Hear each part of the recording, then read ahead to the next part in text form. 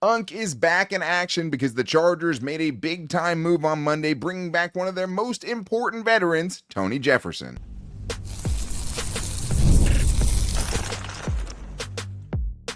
You are Locked On Chargers, your daily podcast on the Los Angeles Chargers. Part of the Locked On Podcast Network, your team every day. What is up, and welcome into the Locked On Chargers podcast. I'm your host, Daniel Wade, joined as always by my co-host, David Droegemeier, and we've been covering the Chargers now for 9 seasons together, but this is our 7th year as the host of the Locked On Chargers podcast, bringing you your team every day. Thank you, as always, for making us your first listen. To make sure that you never miss the show, go subscribe or follow for free on the Locked On Chargers YouTube channel and listen wherever you get your podcast from. David, what do we got today? Retired to a comeback to a brand new contract for Tony Jefferson. Friend of the show, very, very excited to be able to talk about Tony Jefferson re-signing with the Chargers. So that's a big, big move. And, we're going to get into our buy or sells. So did the Chargers actually get better with the moves that they made in free agency? And definitely feels like the Chargers have done themselves a service to be able to set themselves up to go best player available in the draft. And that begs the question, what is more important, getting that weapon or shoring up that offensive line? Those are tougher buy or sells now than they were at one point. But the news of the day is great news because the Chargers have re-signed Tony Jefferson to a 1-year deal, according to Jordan Schultz. This week, he said the Chargers are re-signing free agent safety Tony Jefferson to a 1-year deal after coming out of retirement in 2024. Jefferson had 27 tackles and 1 tackle for loss for the Bolts in 8 games, which couldn't be further from telling kind of the story of Tony Jefferson in his comeback. And it's crazy to think that, last year when we first had him on, it was because he had a tryout, right? Like it's crazy to think that he already kind of made that comeback the way that he did, getting a tryout with Praise Cave, right? Both those guys just trying to grasp onto the roster and him trying to do what so many players have tried to do and failed, which is make a big comeback. But good story, Cinderella story, all of those things. The dude played really well, and that's the most important part here. I mean, you look at what he did in the most recent game of the season. I mean, he worked his way back into shape throughout the season, and he talked about that when he came on the show earlier in the offseason. But in that playoff game, David, the highest graded Charger per PFF with a 95 overall grade in that game. Not just defender, the best Chargers player in that game. It was a bad game. He was the best player in it. That 95 grade is a better single game grade than any Chargers player had in any game this entire season. And he did that in the biggest moment, which is also cool because we also saw him in another big moment. And you might say it's the preseason. Doesn't matter. In the preseason, with his football career on the line, what does he do? 14 tackles, 11 solo tackles, 2 interceptions, a sack, and a forced fumble. Yeah, this dude stepped up when the lights were brightest. I'm stoked to see Tony Jefferson back on this team because he absolutely deserved it, not just with his mentorship and the leadership he brings as a veteran, but with his play on the field. Yeah, Tony Jefferson, for what he's had to do and had to overcome, right? Being a scout, retiring from football, going into the front office, and then basically deciding, hey, I'm not done. I want to go back out and play. I think I have something still to give to the game of football, and he proved it. He was bounced up and down from the roster, from that fantastic performance in the preseason to going like a ping pong ball, up and down, really went through all of the different moves, all of the roster gymnastics that the Chargers kind of put him through. A lot of practice squad time. Yeah, a lot of practice squad time. But, hey, in that playoff game, like, he made an impact. I mean, there's 3 tackles. 2 of those were tackles for loss. And then also created a forced fumble in there. And I think what we saw with Tony was a well-rounded game. Look at the PFF stats. Yeah, it's not a lot of snaps. I mean, it's more like, 224 snaps in 6 games, mostly 5 games because, he only recorded 7 snaps in that Carolina Panthers game. So really 5 games, 27 tackles, 7 stops. So for Tony, for what he was able to do when he was put on the field, what he was asked to do, he did at a very high level. And that was pretty much with absolutely no prep time going into the season. So for him to see him be able to get this opportunity, be rewarded for his play, not only for being a mentor, not only for being a coach on the field, but for actually making an impact as a player, I think definitely is something that should be commended. one who was his biggest advocate, right? Derwin James was his biggest advocate. As soon as he even tried out, he was there to say, hey, I like this guy. He lets me do what I want to do. And I think it really showed up the first real game he played in against the Falcons. We talked about him with this on the show when he came on, where he set the tone immediately. It was like a screen pass, an outside run at the very beginning of the game. He blows up a blocker in front of him to make a tackle for loss. He blows up another play for a minimal gain in that game. It's like, whoa, that's how you shut down the quick passing game. You have a guy out there doing that, right, at his age as an elder statesman in the league. And the crazy thing is, David, is there's a good chance he's better. And I wanted to play this clip for anyone who didn't hear from when he came on the show, telling us exactly why he thinks year 2 will be better with the Chargers. And it was very obvious that you have plenty left in the tank, but how much do you think you could improve next season with having a full off season of training, under your belt? Bro, it's gonna be such a big difference. And it's like, I just was thinking about it like right when the season was over. I'm like, man, I wish I would have just like had like a full training, bro. I didn't start actually training, bro, till so late, like right before the mini camp. And I was I'm like, thank God they signed me, because honestly, I probably look like trash in that mini camp. Out of shape. Like I'm happy they maybe saw a little something. They're like, okay, there's something there. But like, I just progressively got better, got in shape as the season went along.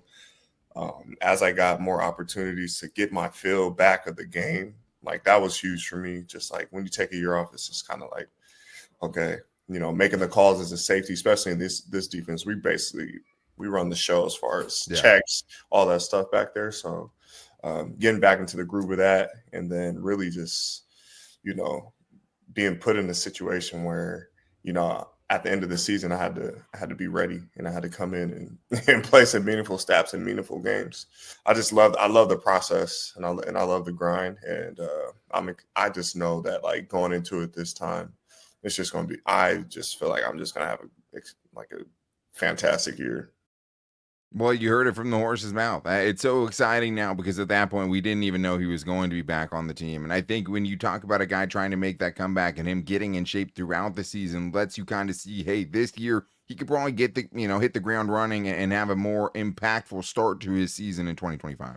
Yeah, I mean, he's already been training. I mean, he went straight into it. He's already posted pictures on social media that he's down to 205 now as far as his weight. So he feels like he's in a much better situation already, and we're already just in the beginning of his offseason program. So being able to get a full 100% camp in, knowing that you have a contract, knowing that you have a real chance to be able to continue your NFL career, I think has got to be something that's been very revitalizing, something that's got to be super encouraging. And, hey, he gets to actually go out there and be the best version of himself, while also being able to utilize the Bolt, being able to utilize Ben Herbert and all of the amenities that the Chargers now are able to offer to their players.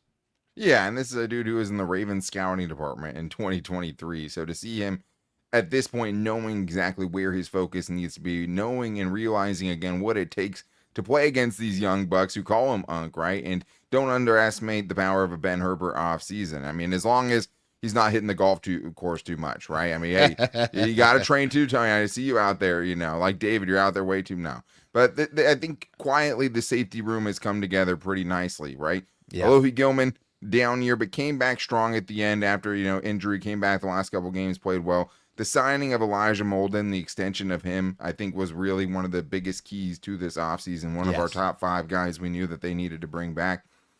And I just think that this is a dude who, the players want out there. The players feed on. Like watching his interactions with guys like Tarheeb Still, watching his interactions with guys like Cam Hart on the sideline throughout the season, and those little clips that you get from it, like, you can see why someone like this is so important. And to have them also playing at a really high level, I think is just the cherry on top, because make no mistake about it, he's back on this team because he earned it with his play, and the Chargers are better with him on the roster. And now they go into the draft being like, okay, well, that safety room is pretty much set, because even if Alohi Gilman does take a step back, you have a Tony Jefferson. You have a guy like Elijah Molden that lets Derwin James become an all-pro in the slot in 2024. That room you feel really good about right now. But that's just one room. And I think the bigger question now that free agency has slowed down, even though every day it feels like we're talking about a new signing, The question that has to be begged on a buy or sell Tuesday with biggest overreactions and storylines is, do the Chargers actually get better? So we're getting into that buy or sell, and more on today's Locked On Chargers podcast. First, though, I have to tell you guys that March Madness is here. We're right in the thick of it, and FanDuel is giving you the chance to get in on the action like never before. And if you guys didn't get in on it in that first weekend with all of those games and the craziness and the madness that followed, you still have a chance because the Sweet 16 is coming up and a lot of blue bloods, a lot of great matchups, and it's always better when you have some action on it. And new customers can get $200 in bonus bets right now with your first $5 bet if it wins. That's 200 extra bucks to use on everything from buzzer beaters to Cinderella stories and even who's cutting down the nets. And now that the first weekend's over, I think it's about who is going to win the whole thing. And right now, Duke is the favorite at plus 230, and they've been super impressive during this run.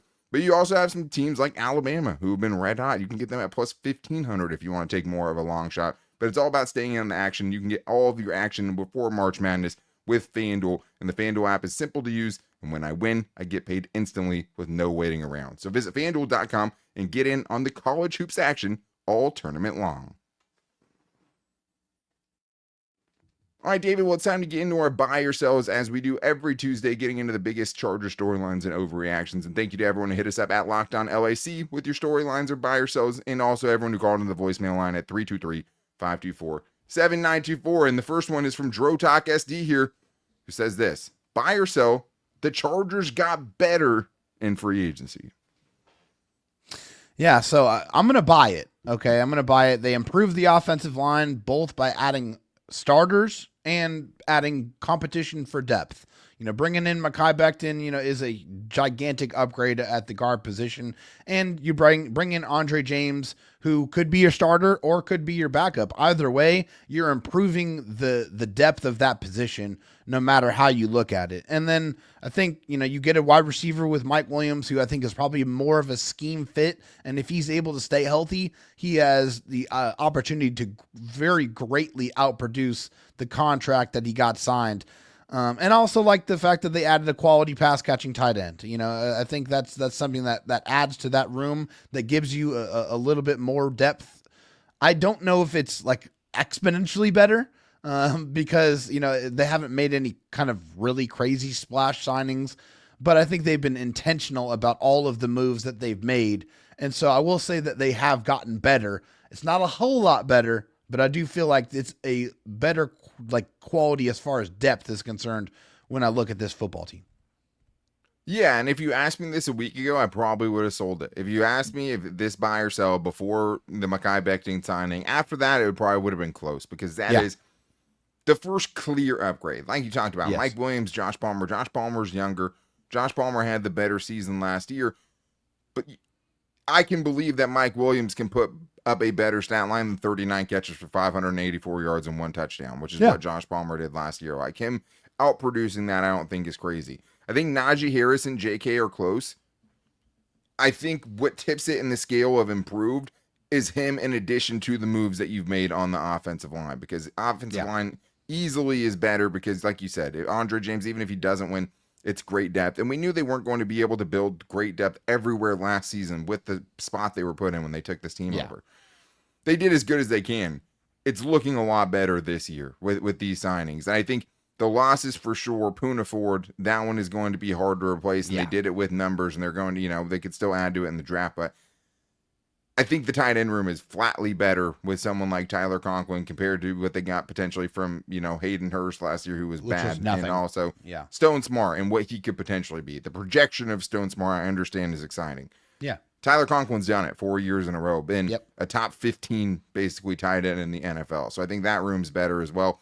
And you kept the safety room together. You kept the linebacker room together. Like, all those for me, and then adding to those other positions, I would say yes, the Chargers got better in free agency. I'm buying it, and I wouldn't have throughout this entire offseason. So it feels nice to say that at this point. But let's get to this Joseph Rodriguez one, who says, buy or sell after all the moves the Chargers have made in this offseason. It's a lock. They are definitely going best player available, regardless of position, excluding at quarterback, of course, in the first round. David, are you buying or selling that? I'm happy that I'm going to be able to say that I get to buy this one as well. I think the Chargers have done a great job of adding quality depth up and down the roster. That's kind of allowed them to put be in the position to be able to take best player available. And we've seen it many times. I've talked about it several times under the Tom Telesco tenure as general manager. He's kind of painted himself into a corner where he's had to take specific players at, or at least specific positions. Yeah. And, he got lucky a couple of times being able to hit on some major options that were available. But you can't expect that to happen every single year. So the fact that the Chargers were smart, were prudent, were diligent in going out there and trying to add to this roster to put themselves in the position to be able to truly take best player available, I think it is smart from their perspective, because they do want to build this team primarily through the draft. And how do you get better? By taking as many good young players as you possibly can. Yeah, I would buy the fact that I think at this point there isn't one position that you feel like they have to take this at 22 no matter what. Like it did when they took Quentin Johnston, like it did when they took Rashawn Slater, like it did when they took Derwin or Justin Herbert or Joey Bosa. With those positions, they didn't have an answer for. What I like about the Chargers offseason is they've built in those contingency plans. They built in the amount of depth and also guys who can start and play at starter levels to this roster. So if they don't get one of the top tight ends, you have a Tyler Conklin, which is still improving your room from last year. If you don't land one of the big-time top receivers, or you don't get a receiver that physically profiles as that big outside X guy, you have a Mike Williams in place. You have an Andre James, so that at the very least you're adding competition to a spot that really hurt you last year. That's what I really love.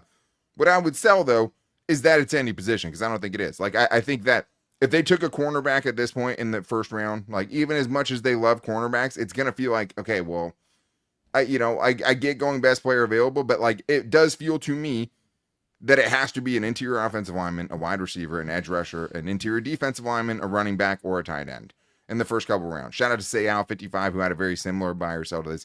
But it feels like it has to still be one of those 6 positions, but it doesn't feel as urgent or desperate as it has in years past, where you just knew, who are they going to play at left tackle if they don't get Rashawn Slater, right? Yeah. It was so obvious what they had to do, and the guy still made it to him anyways.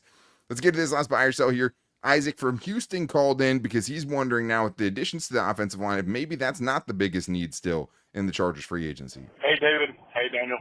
This is Isaac from Houston. Again, are you all buying or selling that wide receiver or tight end is a bigger need going into the season than left guard?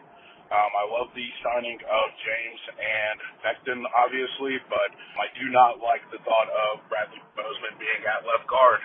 Obviously, Zion has had some trouble in the past, too, but I hope he can figure it out. Just wanted to know if you guys are buying or selling that wide receiver or tight end is a bigger need than guard now. Thanks, guys. Thank you so much, Isaac, for your voicemail. We love hearing from you guys. At the beginning of that voicemail, I thought I might have been hearing like, hey, how did Isaac get Grand Theft Auto 6 earlier than I did? There's some sirens in the background. Like, something's going down about in him Houston or when what? he did that, but he's still focused, locked in, and locked on Chargers football, which I can appreciate. David, this is a tough one to me, I think. It is, but I think the issue is that last year the offensive line was bad with the fact that there were 3 of the 5 members of that offensive line that were giving you issues throughout the entire season. Now you at least can feel comfortable that you have 2 of those positions probably upgraded, right? And I think you can feel a lot better going into the season with maybe one player at a position where you feel like maybe, and even then you could still grab somebody in the draft to be able to get competition for Zion Johnson. But if it's just Zion Johnson that I'm concerned about, and I feel a lot better about the other 4 positions, then I'm feeling a whole lot better about what the offensive line looks like as a whole. Now, with that being said, at wide receiver, you still need to add more explosion, some more talent, and you still need to add somebody who can be your tight end of the future. So I am still buying that, at least as of right now, after the moves that have been made, that a weapon is still at the forefront of my list that I want to see the Chargers check off. Totally agree with you from the standpoint of you got 2 out of 3, which is always what the goal we had. Like we said, if you don't improve 2 out of 3 of those positions, it's going to feel like a failure in the offseason. And you could argue they have that right now. I would argue that they have that right now. As far as weapons go, They haven't got the needle mover yet, right? And I know people have said that. Like, a needle mover feels like someone that you know is going to be impactful in your offense and change your offensive dynamic right away. Mike Williams does that to a certain extent, right? But he comes with the red flags that he comes with, for better or worse, right? He's going to make big plays. Those big plays could hurt him. That's just what it is. At this point, I would agree. If one of the top guards are available at 22 and one of the top weapons are available at 22 that I like, I'm probably going weapon there. So from that standpoint, I'm buying it at this point because you feel good about upgrading 2 of those 3 spots. And we'll see kind of how that battle at left guard ends up working itself out. But we still have more to get into, including if the Chargers still could potentially double dip at tight end in this upcoming draft class and find their weapons there, including potentially Justin Herbert's brother, and also if the Chargers will land that top defensive tackle we've been searching for so long, and more in today's Locked On Chargers podcast.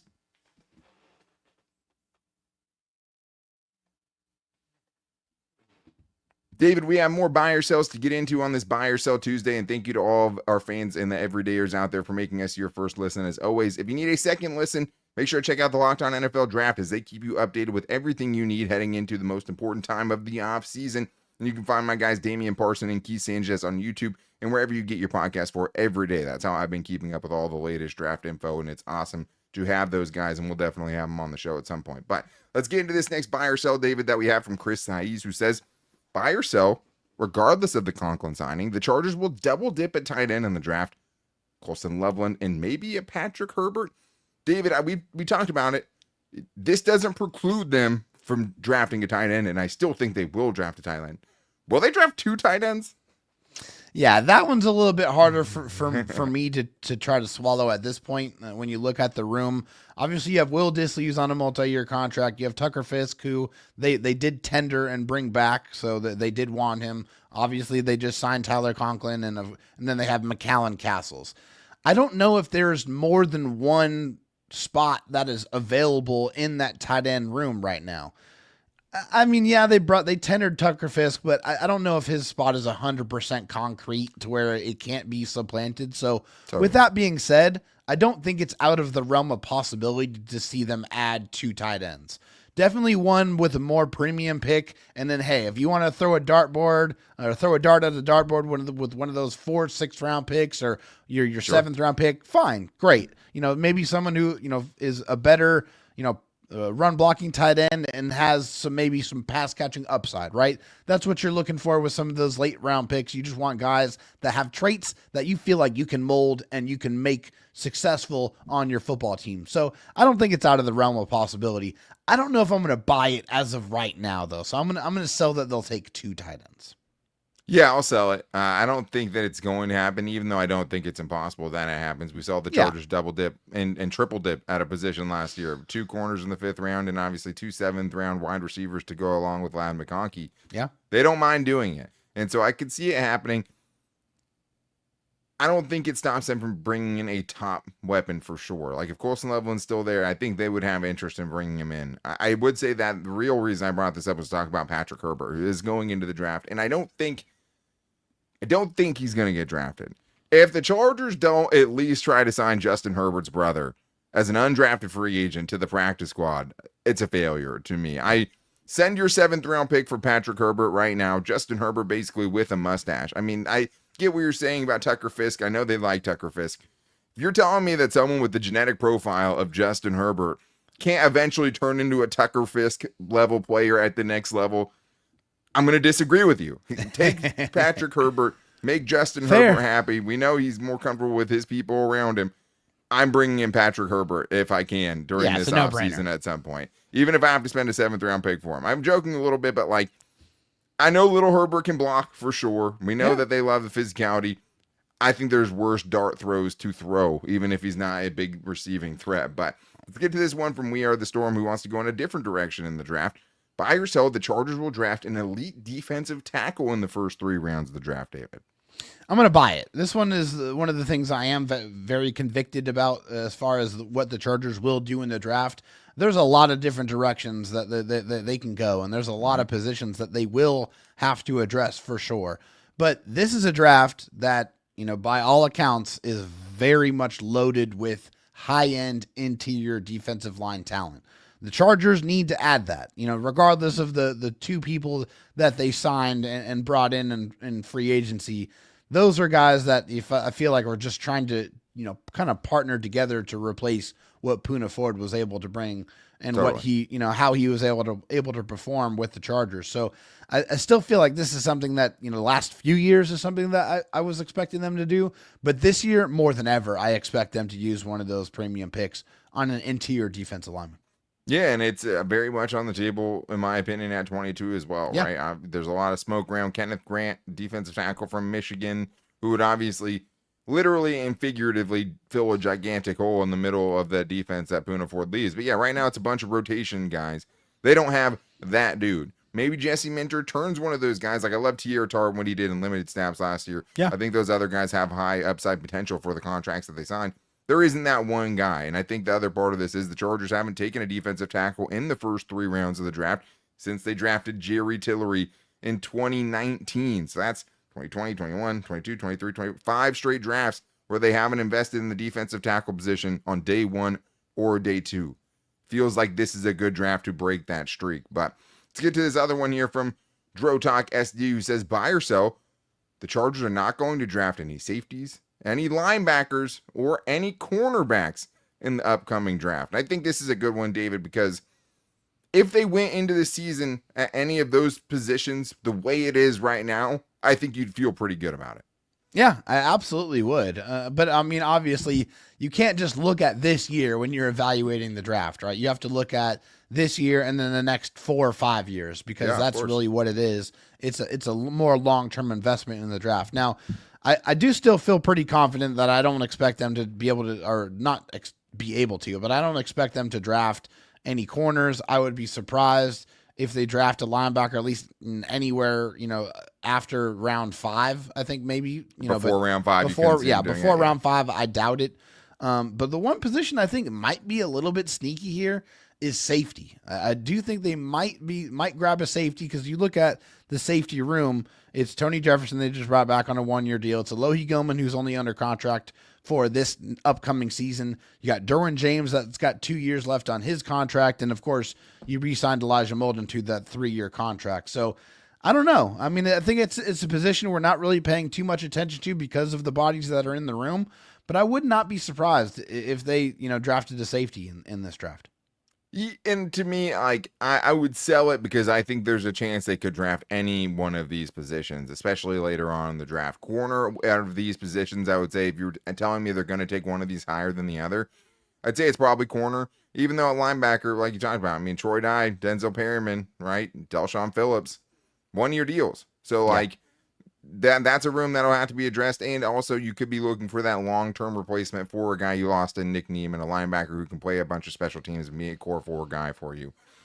At any of these positions, you could argue that, right? Corners, safeties, linebackers pretty much fill most of the special teams as far as defenders go. Not a ton of defensive tackles out there, obviously, and a rare edge rusher might make it out there. But for the most part, you will see the Chargers draft one of these positions, in my opinion. But I think the nice thing about all these is, like, as far as the core players go, you have the future and the now in all of those groups. You have 2 young linebackers. You have now Elijah Molden and Derwin James locked up for the next couple of seasons at least. And you also, at the cornerback room, just struck gold on 2 5th-round corners that are going to be around for the next 3 seasons plus, a really, really reasonable contract. So I think that's the nice part of it. But it's Buy or Sell Tuesday, and it's all about overreactions. And we have a big one here from Athir, who's fed up with this one overreaction. I think I tend to agree with him about it. Daniel, David, this is Athir. I wanted to say this.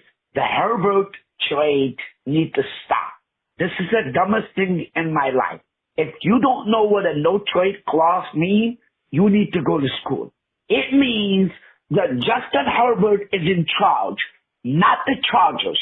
He can do whatever he wants. He can sit home and not play and still get paid. Please stop. Thank you. Your thoughts, please. I love that you're fired up with here. It's funny because we see this stuff and think about it the same way. I do think that the no trade clause is an important part of the conversation that doesn't get brought up enough by these people who think the Chargers are going to trade Justin Herbert for, JJ McCarthy. But yeah, I think if you're talking about overreactions, I see far too often on social media, the Chargers even considering without the no trade clause, to trade away Justin Herbert is just one of the most asinine things that I see too often on social media, for sure. It's so stupid. Like, it's just completely dumb. Why on earth do you people think there's any way that the Chargers would trade away a top 5, top 7 quarterback in the NFL?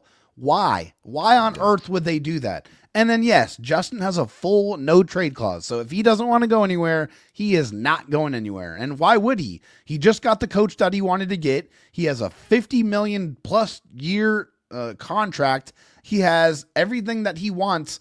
Why on earth would he want to go anywhere? These rumors need to go away. It's all complete fabrications to make up content, to get people to look at you and say, hey, look at me. Look at the interesting story that I can conjure up. Clickbait. Because that's what it is. It's pure clickbait. This will never happen. Justin Herbert is going nowhere. Any other scenario that suggests anything otherwise is completely asinine. Totally agree. Plus, the Chargers are about to spend a 6th-round pick on his brother, Patrick Herbert. Why would he not want to play with his brother in Los Angeles? But yeah, I mean, it would have to be on Justin Herbert's side. And I think that's where a lot of the frustration came with the Chargers fans, especially after the slow start to free agency and all that, is like, you're not doing enough for him, and he's going to want to leave, because that's what it would have to take. But most of the time, as we saw with Myles Garrett, who was screaming from the mountaintops that he cared mostly about the most about championships and not about money, and what did he get? A contract extension. Guys get traded when the numbers don't match up financially. That's why Matthew Stafford almost got traded. That's why DK Metcalf got traded, because the Seahawks didn't want to pay him. Period. End of story. The Chargers should always want to pay Justin Herbert. He's not going anywhere. And I think there's just always a fear that you can't have nice things as a Chargers fan. So you see a situation like an Andrew Luck, right, where they just let him get beat up for so long that he had all the talent in the world and it just became not worth it to him. He's gone through some injuries. He's had some of that tough stuff. I don't think they're wired the same in that way. I don't think Justin Herbert's near what Andrew Luck's territory was. But either way, it's dumb to think the Chargers and Jim Harbaugh specifically would want J.J. McCarthy enough to trade Justin Herbert for him, because Justin Herbert is basically the only reason that Jim Harbaugh is back in the NFL today, period. End of story. But thank you to everyone who hit us up for our buy or sells. We love getting into it with you guys and having you guys tell us what you want to talk about. And there'll be more of that later this week with Fan Mail Friday. So to make sure you don't miss the next show, because we're seemingly getting signings every single day right now, make sure to go subscribe or follow for free on the Locked On Chargers YouTube channel and listen wherever you get your podcast from, as well as finding us wherever you put your questions at. You can find us on Twitter at Locked On LAC, where you can put your buy or sells or questions at, on Twitter or on Instagram at Locked On Chargers, and our Locked On Chargers Facebook page, as well as the voicemail line at 323-524-7924 one more time. But thank you guys. As always, we appreciate all the everydayers out there, and you know it's your team every day, and we'll be back with you guys tomorrow. Until then, take it easy and go Bolts.